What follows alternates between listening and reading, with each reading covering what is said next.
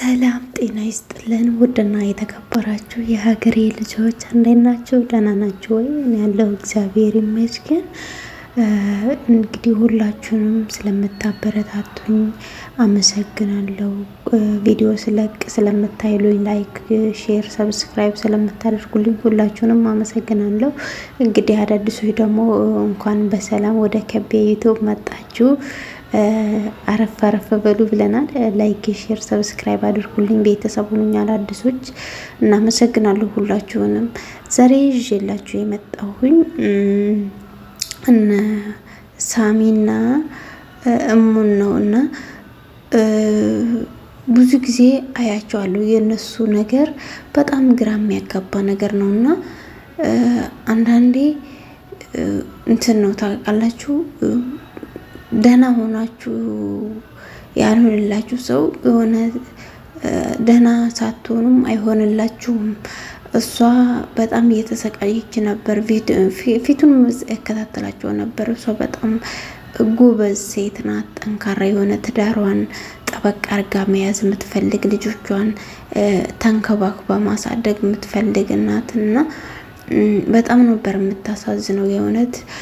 እንደዛ እርጉዝ ሆና እሱ ከሌላ ሴት ላይ ልጅ አለኝ ብሏት ምናምን በቃ እኔ ራሱ ፎቅ ወጥታ ስትወርድ ወዳና ወዲህ ስትሄድ እንደዛ ሆዷ ተንጠልጥሎ በጣም ነበር የሚያስፈራኝ ማለት ነው። የምትወርቅ እየመሰለኝና በጣም በቃ ትዳሯን ለማትረፍ ያላፈነቀለችው ድንጋይ የለም።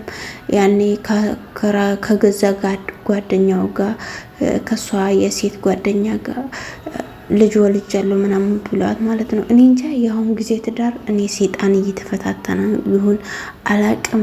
በቃ የሆነ ትዳርን የሚያስፈራ ነገር ነው የምናየው ማለት ነው። እንደው እኔ ትዳር ምን እንደሆነ ራሱ ግራ ገብቶቸው ይሁን ትዳር ማለት ምን ማለት እንደሆነ ይሁን አያውቁም ይሁን እኔ ምን እንደሆነ አላቅም። እኔ ድሮ ትዳር ማቆ ባለ ትዳር ወንድ የተከበረ ነው፣ በጣም ያከብሩታል ሰዎችም፣ እሱም ሰዎችን ያከብራል በጣም እና እዚህ ጋር ግን እኔ አሁን ላይ የመጡት ባለትዳሮች በጣም ግራ የሚያጋባ ነገር ነው የሚታይባቸው። ምክንያቱም በቃ ትዳር ነው፣ ትዳር ውስጥ ነው ያለን ይላሉ። የልጅ አባት የልጅ እናት ይሆናሉ። በቃ ኖርማል ነው። ሌላ ነገር የሚንቀሳቀሰው የሚደረገው የሚሰራው ነገር እነሱ ጋር ኖርማል ነው። ጀስት ያኔ ሰው እኮ እንኳን ትዳር ኖሮ ትዳር ሳይኖረው ራሱን የሚያስከብር ቤተሰቦችን የሚያስከብር ሰው የሆነ የእናትና የአባቱ የእህትና ወንድሞቹ ክብር እንዳይነካ ብሎ ከነገሮቹ የሚሸሽ ነገር አለ። ግን እሱ እንደዛ ስለሚያረጋት ባለቤቱን ሳይንቁ ከናቁ አጥር ነቀነቅሙ ምንም እንደነበር የሚባለው እና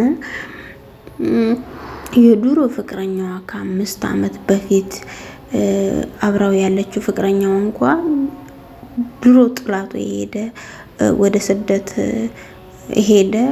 ከዛ እሷም 5 ዓመት ጠብቀው እንግዲህ ከዛ በኋላ ትዳሯን መርታ ትዳር ይዛ የሁለት ልጆች እናት ሆናለች። ባሏ ምን አይነት ሰው እንደሆነ ስላየ ቤት ድረስ አስባችኋል፣ እስከ ቤት መጥቶ መተት አስደርጉባት። ሚስቱን መጠበቅ ግዴታ ያለበት ባል ነበር፣ ሳሚ ነበር ሚስቱን መጠበቅ ያለበት የልጆቹን እናት እና እሷን መጠበቅ ያለበት እሱ ነበረ። ያኔ ሳትወልድ እንደዛ ሲያቃጥላት እዚህም እዛም እየሄደ እየተወሸቀ እሷም ተስፋ አልቆረጠችበትም። እስከ ጸበል ሄዳ በቃ ሆዷ ራሱ በጣም ገፍቷል። ያኔ 9 ወር ገብታለች። ያኔ ጸበል ለጸበል አብራው እየሄደች ጫካ ለጫካ አብራው ሄዳ እሱ ደህና እንዲሆን ጸበሉ በጣም ሩቅ ነው። እሷ እንደዛ ጫካ ውስጥ ሆዷ ተንጠልጥሎ በቃ ይህን ምን ያሳያል? ይህ ጀግና ሴት ተምሳሌት ናት።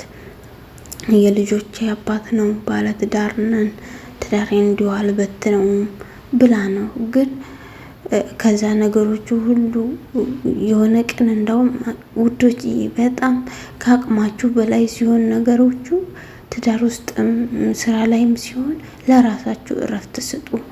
ከራሳችሁ የበለጠ ነገር የለም። መጀመሪያ ሁሉም ነገር ሲከብዳችሁ ወይ ወደ ቤተ ክርስቲያን ወይ ወደ ቤተሰብ ወጣ በሉና እረፍት ስጡ ለራሳችሁ። እቺ ልጅ እንደዛ ስትሰቃይ እንደዛ ስትቃጠል ቆይታ በወለደችበት ጊዜ እንኳ እሷን መጠበቅ አልቻለም። ልጅ ወልዳ ይሄ በሽታ መጨረሻ ላይ የገጠማት ምን ላይ ነው አሉ። እሷ ቆሻሻ ልጥል ወደ ውጭ በፀሐይ ወጣ ነው ወልዳ ወር አልሞላትም። ቆሻሻ ልጥል ውጭ ወጣ ነው አለ ለእናቷ ሲነግረ ከሰማችሁ። የእሷ እናት መታ ወይ ወስዳት ጸበል እንዳትወስዳት ወይ በሐኪምም በደንብ እንድታስታምማት አላረግም። እናቷ ልትሰዳት ስትል ጸባ ነሳባት። እናቷን ራሱ ከፍ ዝቅ አርጎ ተናገራትና አንዳንድ ሰው ስርዓት የለውም። ትዳር ስለተባለ ብቻ ትዳር ውስጥ ይገባል እንጂ ወንድ ልጅ ባለትዳር ሲሆን ሚስቱን መጠበቅ ይገባዋል። ልጆቹን መጠበቅ፣ ቤቱን መጠበቅ፣ ማስከበር አለበት። እሱን ስለተዳፈረው ነው እሱ ጀግና ወንድ እንዳልሆነ ቤቱን የማይጠብቅ ወንድ እንደሆነ ስላወቀው ነው። ያንኛው ራሱ የድሮ ፍቅረኛዋ እስከ ቤት ድረስ መጥቶ እሷን መጉዳት ይባስ ብሎ ደግሞ እነሱን እዛው አስቀምጦ እሷን ምጫትቷን አሳብዷት በመተት እሷን ከቤት ይዞ እስከ መውጣት ውጭ እስከ ማሳደር አስባችሁታል? የሆነ ነገር ቢያደርጋትስ? የልጆቹ እናት ናት፣ ግዴታ መጠበቅ አለበት ነበር። እሱን ይዞ ከሱ ጋር ይጃጃላል። ይራቁት ቪዲዮ ይዤበታለሁ የትም አይሄድም ምናምን እያለ እና እኔ ግን በዚህ መሀል ማርያም በጣም ነው ያሳዘነችኝ። በጣም ከምንም በላይ ነው ያሳዘነችኝ። እሷ ተሰቃየች። ደግሞ እሷ እንደዚህ ሆና ቪዲዮ መስራታቸው እሷ አሁን ስትድን ይህን የዛሬ ቪዲዮ ጸጉሯን እንደዚህ አንጨባረው አንዳንድ ጊዜ በቃ ያልሆነ ልብስ ለብሳ ቪዲዮ ውስጥ ትገባለች። ይህን ነጌታ ስትድን ራሱ ይህን ስታይ ምን ይሰማታል? እና ውዶች ትዳር ውስጥም ስትሆኑ በጣም ከቤተሰብ አትራቁ። ቤተሰብን ቅረቡ። ቤተሰብ በምንም ጊዜ ከእናንተ ጋር ነው። አሁን ላይ እንኳ የእሷ ቤተሰብ ሲመጣ እሱ ነው ፊት ያልሰጠ፣ እሱ ነው ሚስቴን አስታምማለሁ ብሎ፣ ግን እሷ እየባሰባት ነው እንጂ የዳነች አይደለችም። በፊት ምንም አትልም ነበር። አሁን በጣም ችግር ነው። ሰው ሲወልድ እንክብካቤ ያስፈልገዋል። በእኛ ሀገር ደግሞ እንደ አረቡ ሀገሩ አይደለም። ሰው ሲወልድ ብቻውን ራሱ ጥለው አይሄዱም። እሷ እንግዲህ ብቻ ከመቀመጥ ወጥታ ቆሻሻ ልጥል በጠራራ ፀሐይ ውጭ ላይ ወጥታ ነው ይህ በሽታ ይለከፋት። በዛ ላይ ደግሞ ይሄ ድሮ ፍቅረኛ ተብዬ መተቱን አስደግሞባት ምናምን እና በጣም ነው ያሳዝነች። ለልጆቿ እንድትተርፍ የድሮዋ እንድትመለስ ጸሎት አድርጉላት። ማርያምን ደግሞ በፊት አረብ ሀገር ነው መሰለኝ የቆየችው። እየተሰቃየች ናት። በጣም ነው የምታሳዝነው። የሁለት ልጆች እናት ሆናለች። ደግሞ በፊት ቪዲዮ ስትሰራ የሆነት ሩህሩህ ናት። በጣም እንትን ናት ስታሳዝን።